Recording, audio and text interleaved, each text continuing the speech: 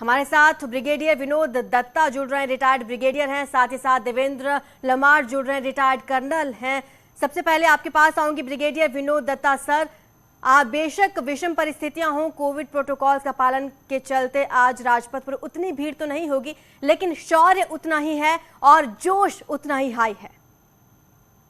बिल्कुल ठीक कहा आपने, क्योंकि देखिए कोई भी चाहे कितनी सर्दी हो, चाहे मौसम कितना विपरीत हो, आज समस्त भारत, हमारी जो सशस्त्र सेनाएं हैं, उनका जो अदम्य साहस है, उनकी जो शौर्य गाथा है या उनकी जो वीर गाथा हैं, उनका समर्थन और उनकी जो हौसला अफजाई है, उसके लिए खड़ा हुआ है।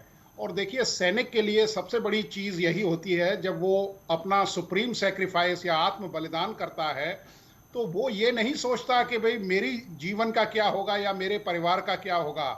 उसके लिए सबसे बढ़िया जो बात होती है या सबसे गर्व, गौरव और सम्मान की बात होती है कि मैंने अपने प्राणों की जो न्यौछावर है वो उन देशवासियों के लिए दी जो इसको डिजर्व करते हैं जी, जो उसका साथ देते हैं। मैं आज देश से यही अपील करना चाहता हूं कि जो सैनिक हमारा वहां से आता है, उसको दो चीजों का आप हमेशा सम्मान करिए।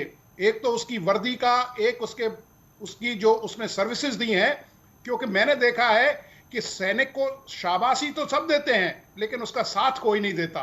तो मेरा यही अनुरोध है कि जो वीर नारी हैं या जो वीर माताएं हैं, जिन्होंने अपने पुत्रों को या अपने पतियों को या अपने शौहर को न्यौछावर किया है इस देश पे, हम उनका सम्मान करें, हम उनका साथ दें और उनको समाज की मुख्य धारा में लेके आए।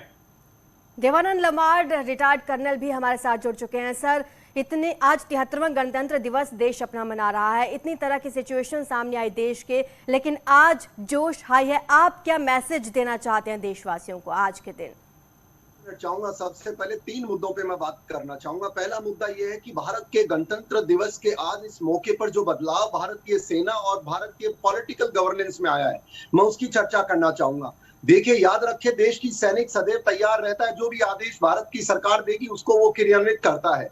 लेकिन आपने देखा होगा पिछले जो 10-12 वर्षों के अंदर जो बदलाव देखने को मिला, जैसे कि मैंने आपको बताया डोकलम, सर्जिकल स्ट्राइक और जो आदेश गलवान के अंदर जिस तरह सेना ने अपना शौर्य का पराक्रम दिखाया, ये नतीजा इस चीज का था कि भारत के नागरिकों की मानसिकता में एक बदलाव देखने को मिला था। वो ये था कि अब देश के खिलाफ कोई भी दुश्मन बाहर से हरकत करेगा, उसको हम बर्दाश्त नहीं करेंगे। और नतीजावन क्या हुआ कि उन्होंने एक ऐसी सरकार चूज करके लाए जिसने फैसले किए। उस फैसलों के लिए मैं मोदी जी को बधाई देना चाहूंगा, देश के नागरिकों को बधाई देना चाहूंगा। यहीं पर ही मैं सेना के हिसाब से 2-4 मुद्दे रखने चाहूंगा। पहला, देखिए, सैनिकों की मांग बहुत वर्षों से चली आ रही थी।